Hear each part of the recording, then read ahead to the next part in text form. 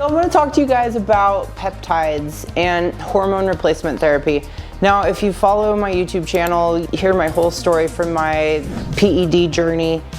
Performance enhancing drugs is what PED stands for. I didn't touch anything until I was 35, and then I did my last bodybuilding show and got on a couple of different things. It wasn't a crazy amount, but you know, enough for me to have a little bit of experience. And from there, you know, a couple years went by, and of course then I hit perimenopause and started exploring HRT, which is hormone replacement therapy. And there are some schools of thought that say women should not be on estrogen until they've hit menopause, and then there are those that say you should.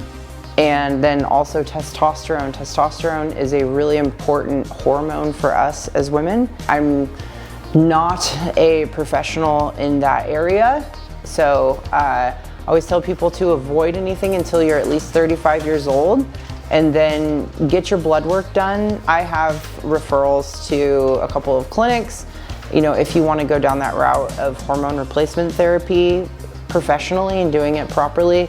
But for myself, all I'm taking right now is 𝗖𝗢𝗓𝗚𝗏, which is a peptide. And peptides are basically branched chain amino acids.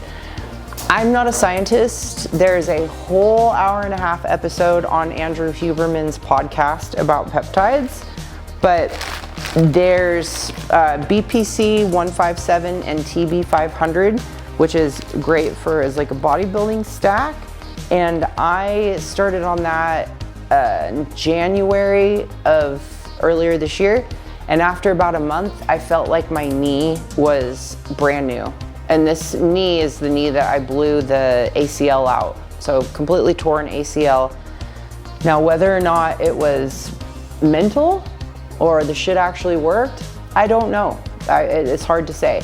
So, you know, again, the power of our mind is incredibly underrated. Whatever we believe is our reality and is what we manifest. So again, I don't know if it actually worked or if it's not, but in my experience, I've had good experience with peptides, and this is CJC mimics growth hormone. It's not cheap, it's relatively expensive, and that's pretty much my experience in that department. But again, if you are a man or a woman who is over 35 years old, is definitely something I would look into. We ingest the equivalent of a credit card size of microplastics every single year. I mean, it's insane. So the impact that has on your testosterone production is incredible. So it's super important that you get that checked out, get a hormone panel, and get a doctor who's not just gonna say, oh, you're within range, you're fine. Because if you're having symptoms and, you know, bitch, now you're carrying around 10 extra pounds that you never had previously, and you haven't changed anything in your diet, you know, there's shit going on. And don't let anybody fucking gaslight you, okay? That's what's up.